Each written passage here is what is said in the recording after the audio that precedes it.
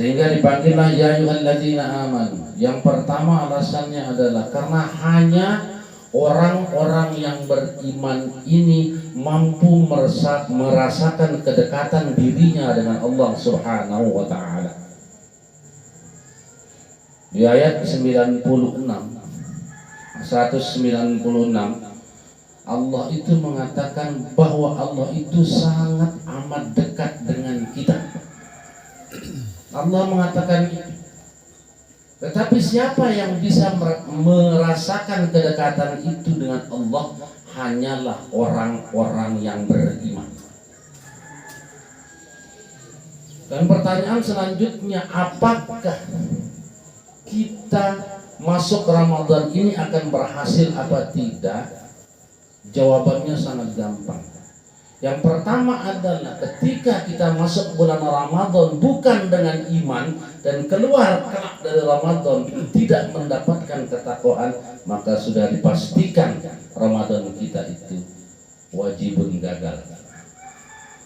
Kalau kita masuk ke dalam bulan Ramadan tanpa keimanan dan keluar setelah selesai Ramadan kita tidak mendapat ketakwaan, maka sudah barang pasti wajib Ramadan kita itu dikatakan gagal.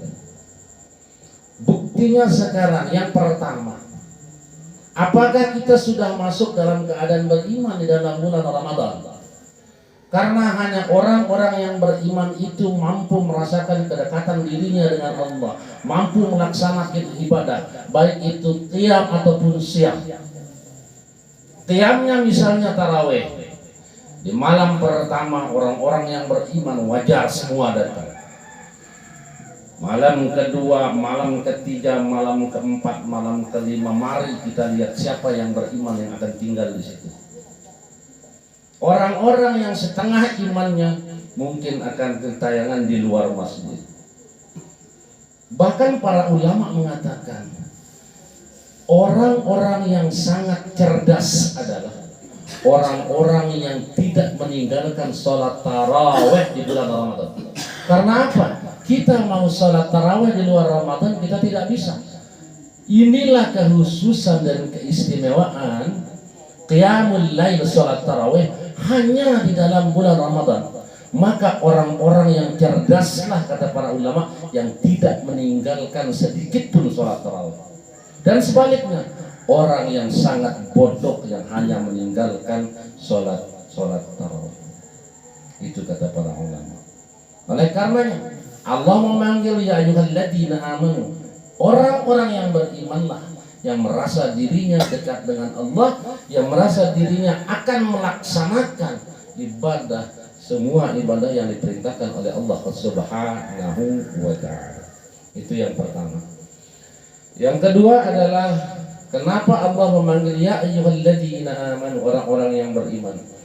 Karena hanya orang-orang yang berimanlah yang percaya akan janji-janji Allah.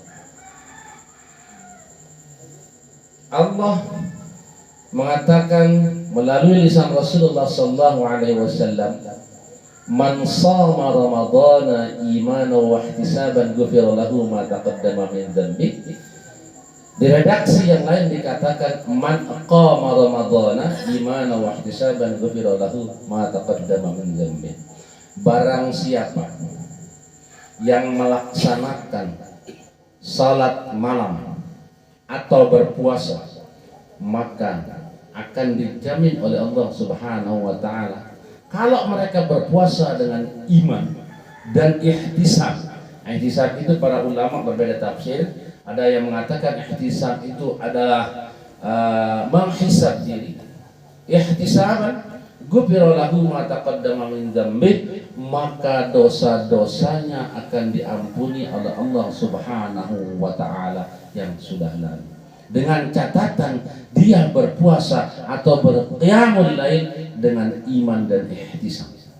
Nah, hanya orang-orang yang berimanlah yang percaya dengan janji-janjinya Allah.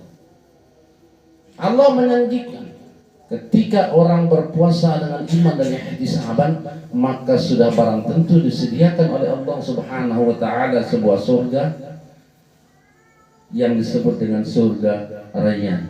Itu hanya dimasuki oleh orang-orang yang lulus dalam bulan Ramadan. Hanya orang-orang yang beriman saja yang percaya atas janji-janjinya Allah. Ketika di perang Uhud, ada seorang tua renta yang berumur 60 tahun, namanya Amr bin Jum'ah.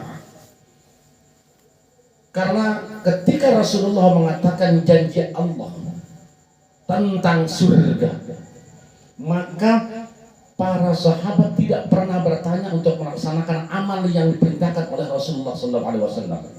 Semua berlomba-lomba karena mereka yakin dan percaya atas janji Allah. Perang, mati syahid, pasti diganjar oleh Allah Subhanahu wa taala dengan surga. Nah, mereka sangat percaya dengan itu. Amr bin Jum'ah ini umurnya 60 tahun. Maaf kakinya pincang. Tapi beliau bersikeras untuk ikut perang. Tetapi dilarang oleh anak-anak beliau. Anak-anak beliau itu ada 4 laki-laki. Semuanya mengatakan, ya ayah, tidak usahlah berikut perang, ikut perang karena ayah sudah renta, ayah sudah 60 tahun, biarkan kami yang ikut berjihad.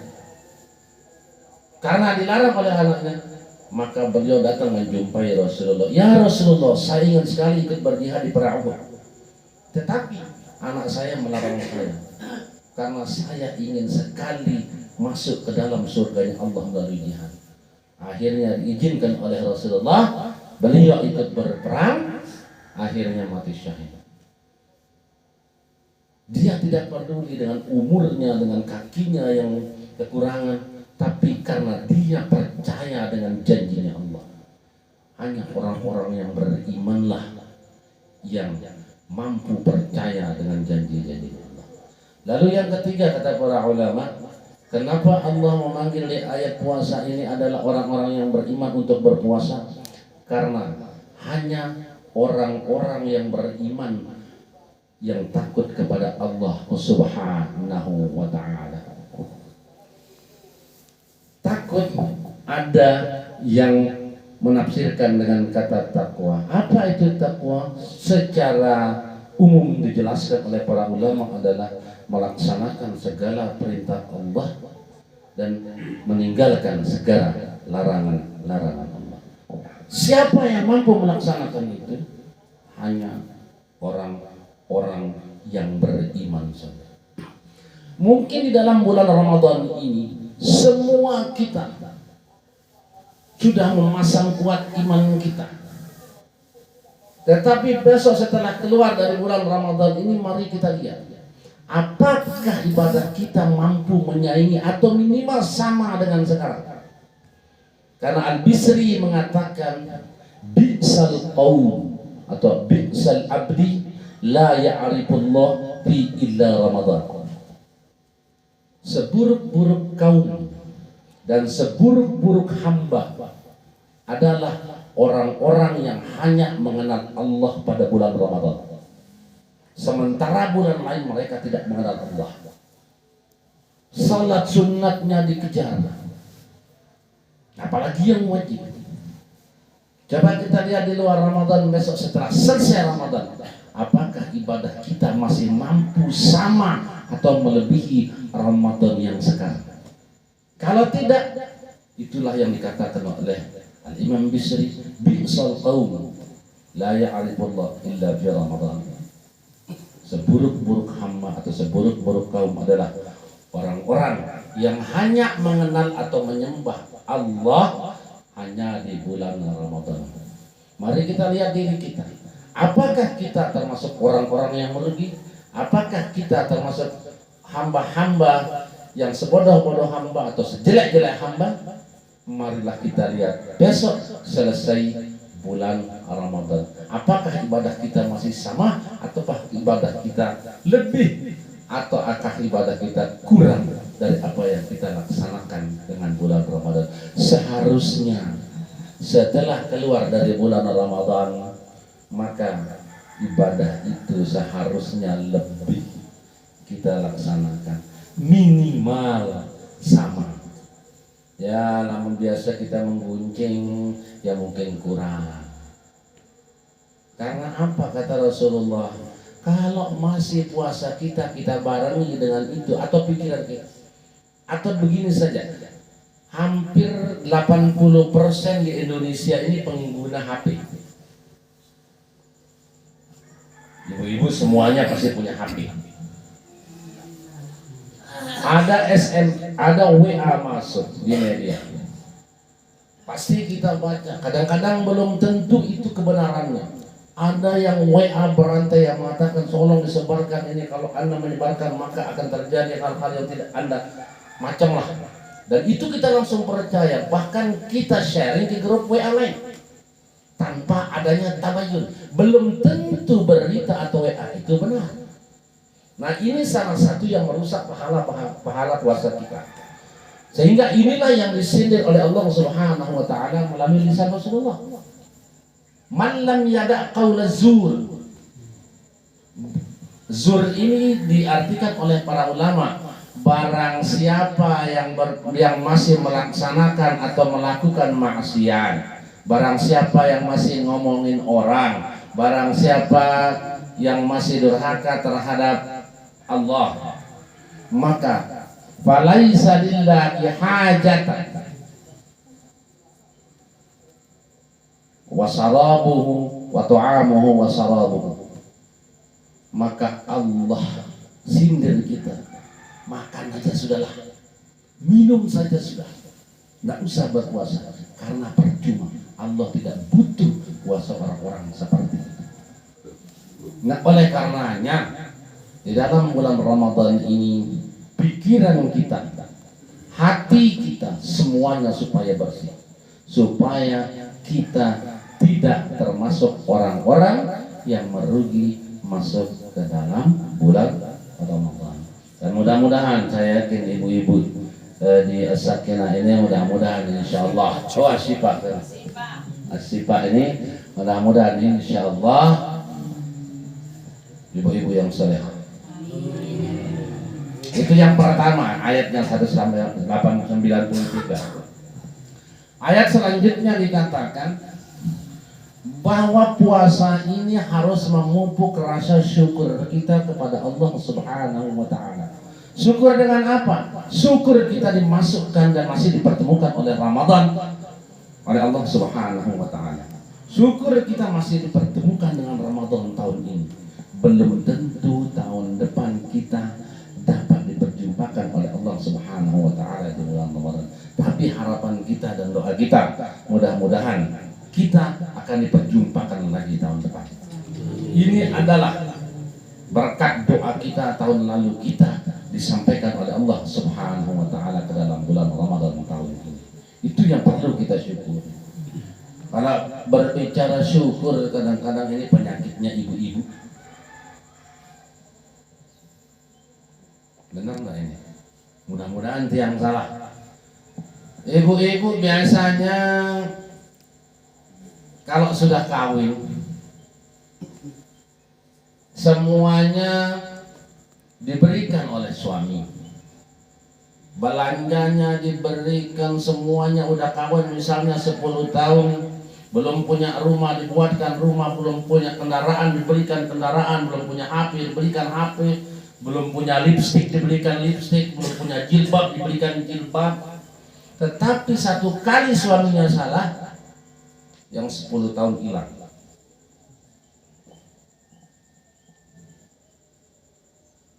Disinilah Allah menguji rasa syukur kita di bulan Ramadan ini.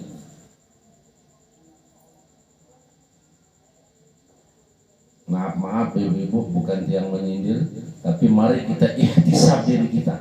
Inilah makna dari maqam Ramadhana imanan wa ihtisaban. Ihtisab diri kita. Apakah saya sudah betul-betul bersyukur kepada Allah Subhanahu wa taala? Bersyukur itu bukan hanya di bibir saja. Ketika kita diberikan rezeki oleh Allah, terima kasih ya Allah, syukur ya Allah, kita syukurlah. Bukan itu yang syukur, yang namanya syukur. Semua orang bisa melakukan itu, yang non muslim pun bisa melakukan itu. Tetapi syukur yang sebenarnya adalah bagaimana nikmat yang Allah berikan kepada kita itu sesuai dengan apa yang diinginkan oleh Allah. Misalnya Allah memberikan kita rezeki, apa yang Allah inginkan dengan rezeki kita? Kalau ada lebihnya kita berzakat, ada lebihnya kita bersedekah kepada orang lain. Allah memberikan kita jabatan, apa yang Allah inginkan dengan jabatan tersebut? Maka syukur itu adalah apa kita laksanakan, apa kehendak yang diinginkan oleh Allah dengan nikmat yang kita berikan. Itu baru syukur yang sesungguhnya. Tetapi kalau hanya di bibir, semua orang bisa mengatakan terima kasih ya Allah. Mulut umat kami tidak pernah berhenti mengatakan terima kasih kepada Allah. Itu bukan syukur yang sebenarnya, tapi itu hanya syukur di bibir saja. Nah, dengan Ramadan ini Allah melatih kita, menguji kita untuk menambah rasa syukur kita kepada Allah Subhanahu wa ta'ala. Bukan hanya bersyukur kepada Allah Subhanahu wa ta'ala atas nikmat-nikmat yang telah diberikan, tapi yang paling penting adalah nikmat yang terbesar yang Allah berikan kepada kita sehingga kita mampu menjalankan Ramadan ini adalah nikmat iman. Nah, mudah-mudahan dengan iman ini kita mampu menyelesaikan semua ibadah-ibadah di dalam Ramadan ini. Hanya orang berimanlah yang mampu melaksanakan sholat tarawih hingga akhir. Hanya orang berimanlah yang mampu membuka lembaran-lembaran Al-Quran. Hanya orang yang berimanlah yang mampu berdiri walaupun dibacakan 1 juz 2 juz dalam tarawih. Oleh karenanya marilah kita jaga iman kita supaya iman kita tetap ada di hati. Karena tanpa iman kita tidak akan bisa meraih maghfirah Allah, rahmat Allah di bulan Ramadan. Sebelum yang lanjutkan mungkin ada pertanyaan.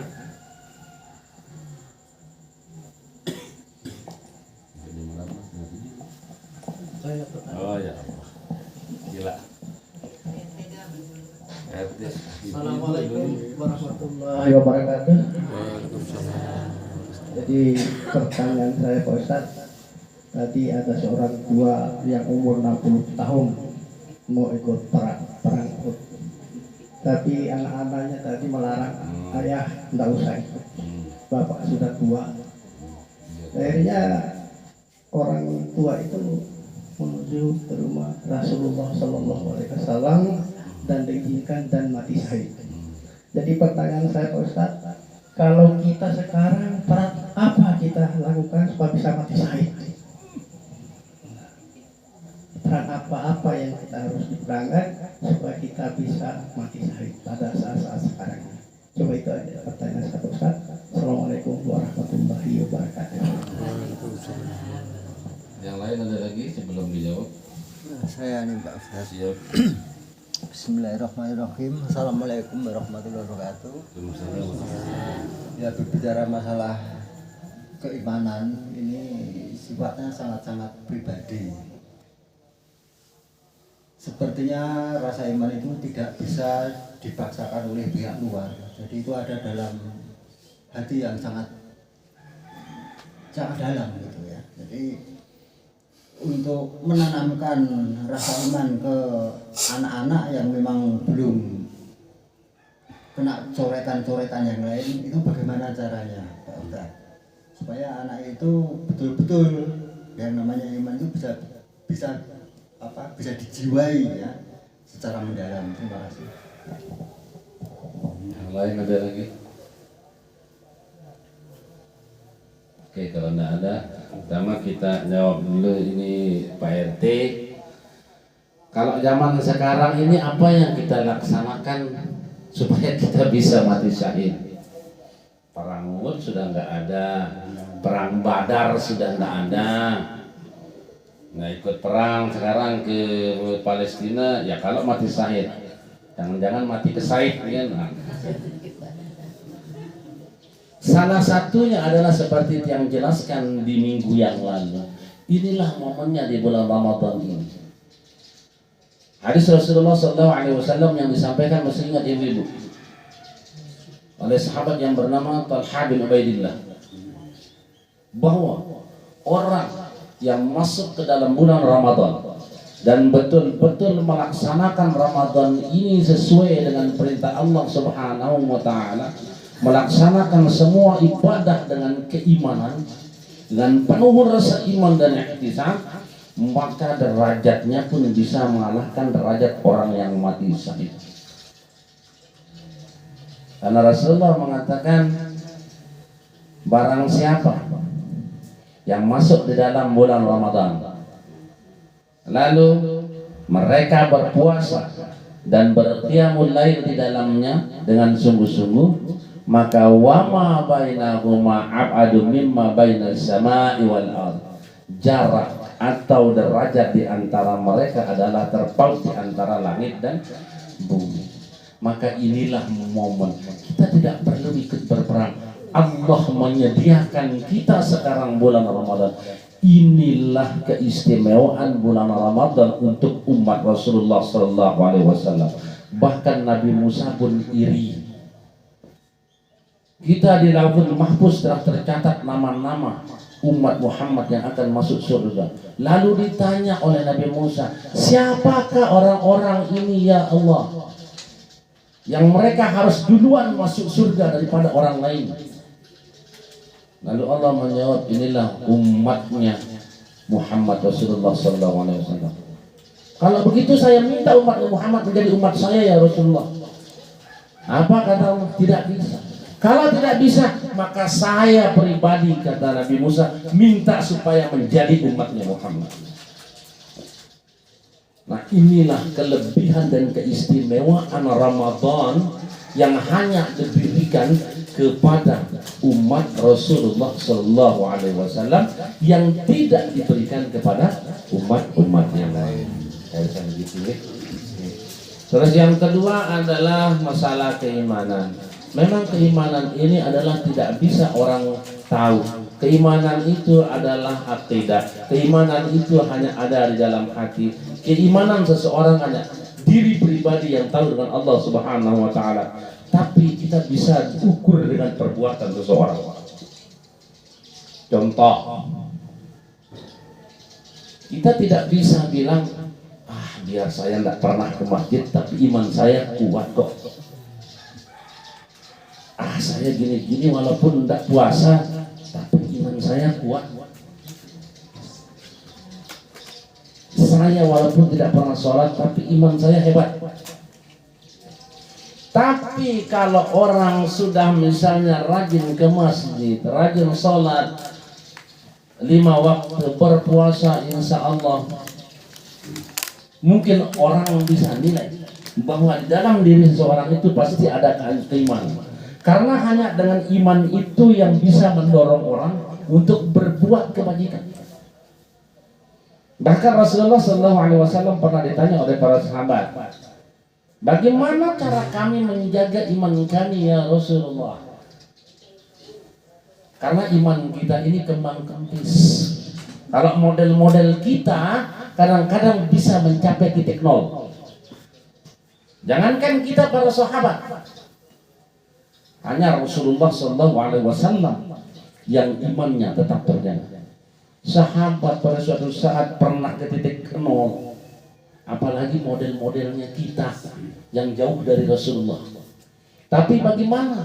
Salah satu caranya adalah dengan melaksanakan amal-amal kebaikan. Yang pertama adalah selalu mengingat Allah Subhanahu wa taala. Yang pertama disuruh lihat adalah diri pribadi kita. Saya ini siapa? Saya ini ada karena siapa? Saya ini hidup dihidupkan oleh siapa? Saya ini tumbuh dan besar ditumbuhkan oleh siapa? Saya mempunyai penglihatan. Siapa yang memberikan saya penglihatan? Artinya tadabbur terhadap apa yang kita miliki. Kalau kita sudah tadabbur terhadap apa yang kita miliki, artinya kita telah memikirkan kebesaran Allah Subhanahu wa ta'ala. Karena kebesaran Allah Subhanahu wa ta'ala bukan saja kita lihat dari ciptaan-ciptaan yang lain yang besar seperti langit dan bumi, tetapi lihat di diri kita, kita tidak pernah. Contohnya, kita punya mata.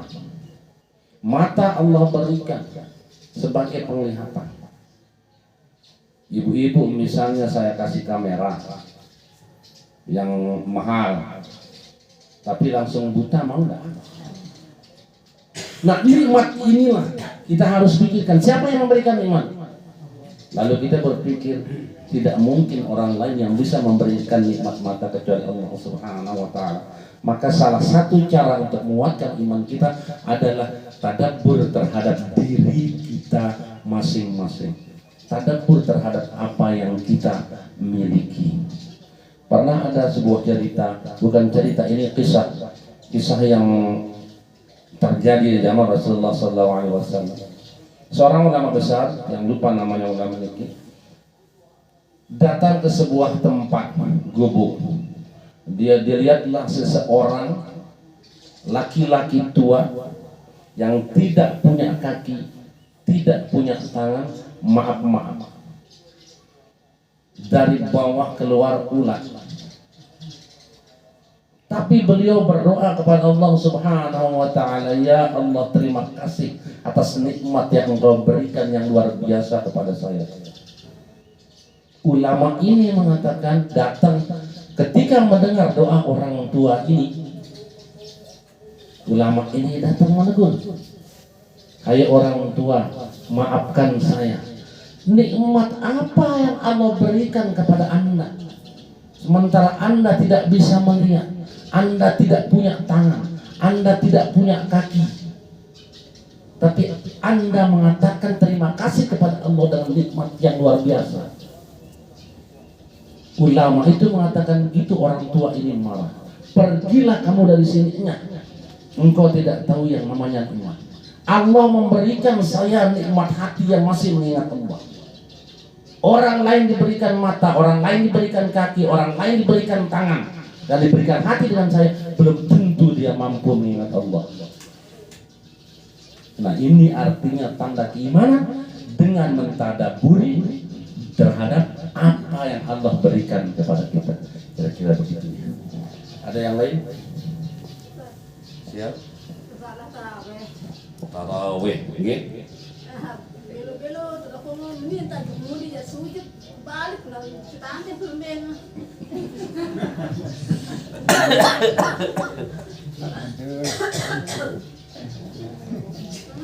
Yang lain ada lagi? Belum lihat, guys. Mari Bu, silakan.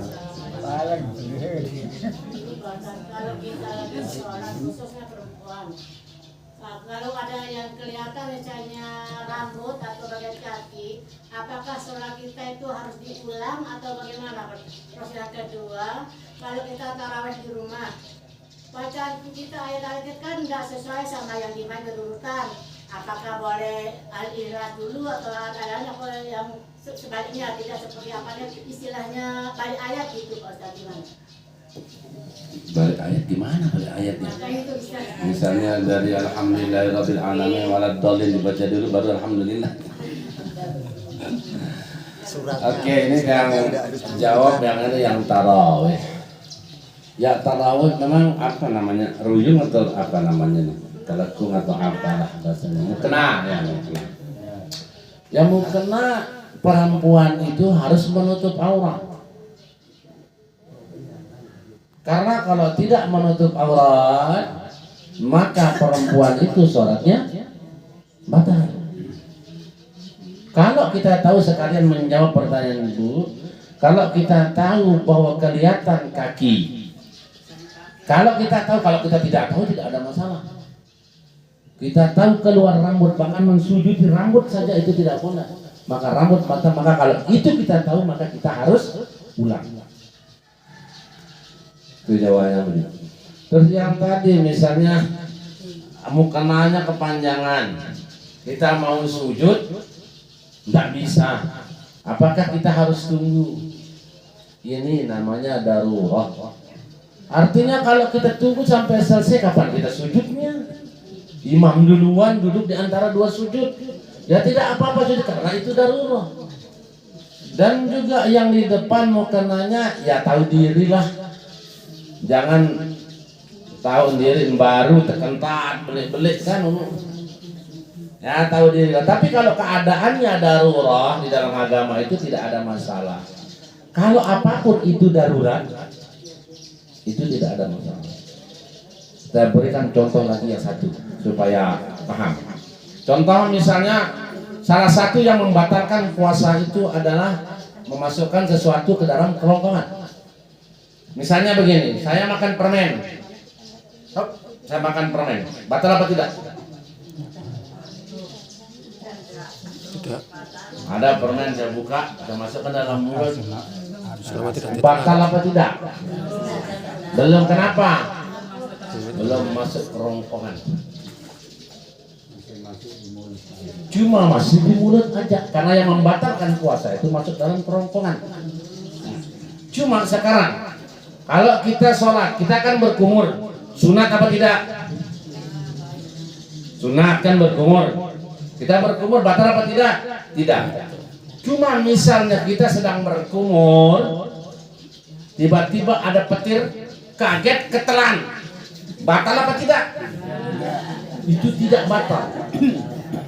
Karena itu kita melaksanakan perintah Allah sunnah.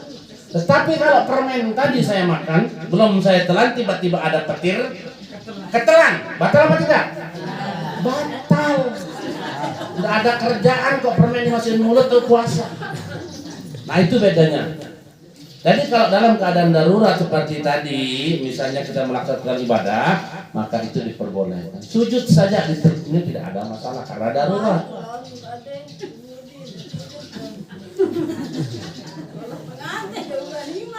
Ya kalau kita nunggu pun, ya kalau ada tempat yang lain pindah. Kalau tidak ada ya mau bilang apa kan seperti ini. Terus yang kedua tadi apa Bu? Oh balik ayat. Kalau kita taraweh misalnya sendiri, mau ikhlas dulu atau apa karena tidak tahu urutan, jangankan baca ayat mau apapun duluan, tidak baca ayat pun sah salat. Alhamdulillahirabbil alamin wal maghdubi alaihim waladdallin amin, ruku tidak ada masalah. Salat sah. Apalagi mau pakai satu juz, tambah bagus. Kan seperti itu. Jadi ayat itu di dalam sholat itu posisinya adalah sunnah. Yang wajib itu hanya Fatihah. Tapi jangan tidak baca Fatihah. Makanya Fatihah ini harus kita benarkan. Ada kadang-kadang mama alhamdulillahirabbil alamin, ngalamin. Ada yang bilang begitu. Ada yang sampai sekarang ghairil maghdubi alaihim. Kalau kita perhatikan bacaan-bacaan ada beberapa imam bukan di sini. Ada yang mengatakan ghairil maghdubi alaihim. Padahal itu ghairil maghdubi alaihim pakai ain. Tapi rata-rata yang dengar ada yang ghairil maghdubi alaihim. Masya Allah. Ada yang kadang-kadang alhamdulillahirabbil alamin arrahmanir rahim maliki yaumiddin iyyaka na'budu wa iyyaka nasta'in ihdinas siratal mustaqim. Panjang sirah pertama. Yang kedua siratal ladzina an'amta 'alaihim, pendek. Dari itu dua-duanya matabi. Harus kedua-duanya pendek, dua harokat. Yang satunya tadi siratal ladzina an'amta 'alaihim itu dipakai 4 harokat. Yang kedua siratal ladzina an'amta 'alaihim. Ini di dalam ilmu tajwid, di dalam ilmu pembacaan Fatihah di dalam sholat, ini kategori menyebabkan sholat itu batal. Itu pertama. Yang kedua, ketika salah satu dari huruf Fatihah itu tertukar makhrajnya, maka sholat itu wajib batal. Contoh, alhamdulillahi rabbil alamin. Seharusnya alham, tapi kita baca alham. Alhamdulillahi Rabbil Alamin, tapi baca alamin. Kalau alhamdulillah, segala puji bagi Allah Rabbil Alamin, semesta alam. Tetapi kalau alhamdulillahi Rabbil Alamin pakai A dua-duanya, maka matilah Allah dengan segala penyakitnya. Lalu kita bilang amin. Misalnya ada imam, Allahu Akbar, alhamdulillahi Rabbil Alamin. Ini hati-hati. Makanya jadi imam tidak sembarangan. Lebih baik jadi makmum. Mau imam salah, makmum ditanggung oleh imam. Kalaupun jadi makmum paham, maka dia harus mufaraqah. Kalau dia tahu imam salah, lalu si makmum yang tahu imam itu salah, dia ikut imam tanpa mufaraqah, maka si makmum juga batal. Kalau misalnya si makmum ini paham bahwa imam itu salah bacaan, maka si makmum harus mufaraqah. Artinya ganti niat untuk sholat sendiri tapi tetap di belakang imam. Nah ini fikih sholat. Nah seperti itu ya Bu. Jadi kalau masalah ayat nggak ada masalah. Mau baca ayat bagus, tidak baca ayat pun sah sholatnya. Baca yang bagus, baca yang panjang lebih bagus, lebih banyak pahalanya, terutama di dalam bulan Ramadan. Ada lagi? Tinggal 5 menit, Siap? Waalaikumsalam warahmatullahi wabarakatuh. Buka puasa nih Pak Ustadz. Kita kan puasanya misalnya ikut waktu Indonesia Tengah, tapi nanti berbukanya ikut waktu Indonesia Barat. Nah nanti berbukanya itu kita tetap mengikuti Indonesia Tengah atau kita ikuti yang Barat? Oke, sebentar. Ibu sekarang mau berbukanya di mana dulu? Misalnya kita sudah di Barat. Oh, misalnya sekarang di Lombok, tiba-tiba nanti terbang ke Jakarta lah. Ngapain nunggu Lombok? Nunggu tetap Jakarta. Tetap ikut Jakarta. Itu yang namanya mutlak. Artinya tempat kita ada waktu itu, itulah yang kita ikut. Sama kadang-kadang begini, maaf, kita orang awam ini kadang-kadang ilmunya kita tidak tahu, tapi komentar kita banyak. Contoh. Kemarin contohnya bahwa Saudi Arabia puasa duluan dengan kita belakangan. Lalu kita komentar, ini kita apa-apaan? Yang belakangan duluan puasa. Halo, ilmunya sudah tahu tidak?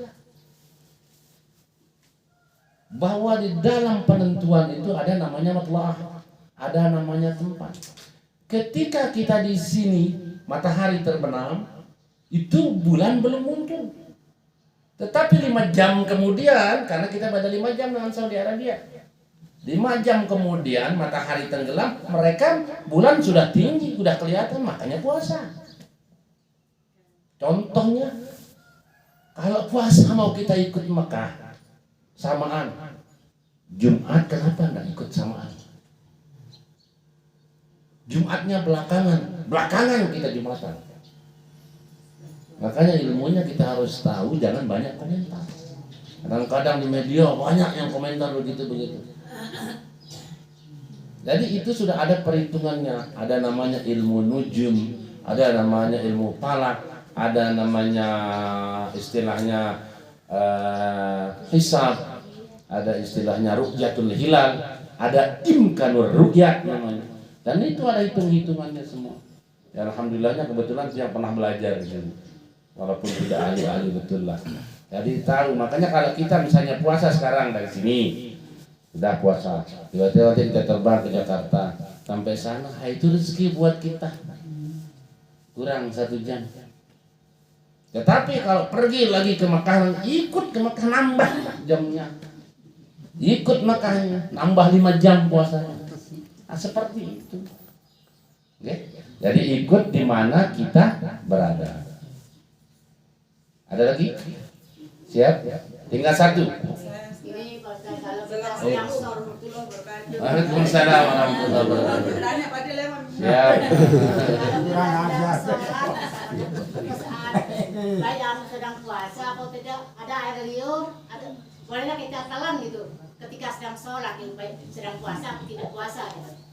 Belum sholat. Tadi yang membatalkan puasa, ya kan, yang masuk kerongkongan.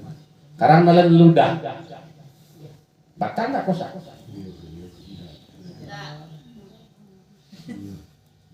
Batal nggak? Nelen ludah. Gimana sih? Udah lama, berapa tahun kita puasa ini? Nelen ludah batal apa tidak? Nanti dibilang kayaknya, jangan kayaknya. Batal apa tidak? Tergantung. Syarat ludah itu ditelan tidak batal yang pertama. Ludah sendiri.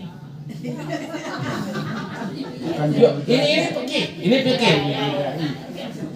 Tapi ibu-ibu jangan mikir ludah ditaruh di gelas, jangan, itu terlalu jorok. Ibu-ibu berpikir mesra. Maaf, misalnya ciuman sama suami istri tertukar ludah, itu ketelan, nah itu batal. Kalau berjumbu tidak batal. Yang mesra dikit lah mikirnya, jangan yang jorok. Nah, itu yang pertama, ludah harus ludah sendiri. Yang kedua, ludah itu tidak boleh bercampur dengan yang tadi. Misalnya permen, pas makan permen, masukin permen, ludah kecampur ditelan, itu batal. Yang ketiga, ludah masih ada dalam mulut. Jangan nanti misalnya iseng-iseng taruh gelas udah penuh, masukkan dalam kulkas. Atau dikumpul-kumpulin di mulutnya ditelan gitu. Ya jangan dikumpulin itu semuanya. Kalau misalnya ketelan itu dalam sholat pun tidak ada masalah. Tapi jangan dikumpulin.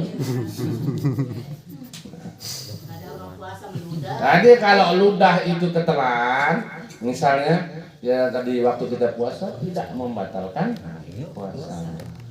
Karena ada 3 syarat tadi. Yang pertama ludah sendiri, yang kedua tidak tercampur dengan barang yang lain, yang ketiga masih di dalam mulut sendiri.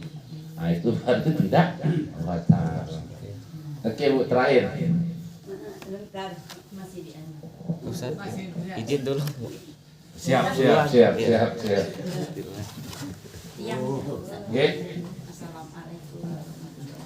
Waalaikumsalam. Ini yang terakhir nih. Jadi ada anak, anaknya sudah dewasa lah ya. Itu selalu melawan orang tuanya, apa-apa nggak kebenaran sama orang tuanya. Orang tuanya itu kok malah tidak mengasih tahu anaknya, dia selalu membenarkan anaknya yang perbuatannya selalu salah.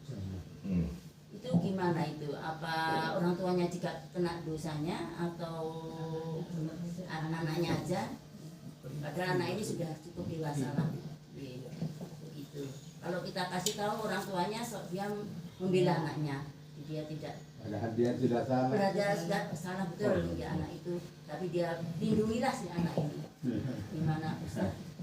Yang pertama yang kita harus pahami masalah durhaka. Apa itu durhaka? Ada yang bisa jawab apa durhaka? Dosa kepada orang tua. Dosa terhadap orang tua. Kalau misalnya dicubit orang tua, dosa apa tidak? Sayang. Jadi durhaka itu adalah supaya kita paham dulu durhaka itu apa. Nanti durhaka itu malah bahasa Sasak, paran sumpah dengan toak dan sebagainya, maki-maki orang tua atau seperti itu, durhaka tidak. Jadi durhaka itu ada definisi yang dibuat oleh para ulama. Durhaka adalah apapun perbuatan kita terhadap orang tua yang membuat orang tua itu sakit hati, sekecil apapun, maka itu namanya durhaka. Contoh, misalnya Joni beliin mama apalah gitu misalnya, cabai misalnya. Lalu anak laki-laki disuruh beli cabai lalu nolak misalnya, kok saya yang disuruh? Mamanya kecewa sakit hati, maka itu sudah termasuk durhaka. apapun perbuatan kita sekecil apapun yang membuat bersedih orang tua itu, itulah namanya durhaka. Dan durhaka ini Masya Allah sudah jelas tidak akan mencium baunya surga. Makanya salah satu orang yang merugi yang masuk di dalam bulan Ramadan adalah yang pertama kata Rasulullah adalah orang-orang yang durhaka terhadap orang tuanya. Itu rugi masuk dalam bulan Ramadan. Terus yang kedua, sambung pertanyaan tadi, orang tuanya tahu bahwa anaknya ini salah, tetapi selalu dibenarkan. Nah, ini kita tidak bisa menjustifikasi atau memberikan penilaian apakah orang tuanya ini tidak mau menyalahkan anaknya yang sudah benar-benar salah, tetapi dia tahu salah tapi membenarkan anaknya. Yang pertama kemungkinannya satu, ketidaktahuan orang tua. Yang kedua selalu memanjakan anak, misalnya seperti itu, atau sayang sekali terhadap anak. Ini adalah sesuatu yang salah. Ketika anak itu kita tahu berbuat salah, maka kita harus menjelaskan bahwa ini itu salah. Lurus kita katakan lurus, bengkok kita katakan bengkok. Karena apa? Kita tidak mungkin didurhakai oleh orang. Karena yang namanya anak durhaka itu pasti anaknya kita. Tidak mungkin anak orang lain durhaka terhadap kita.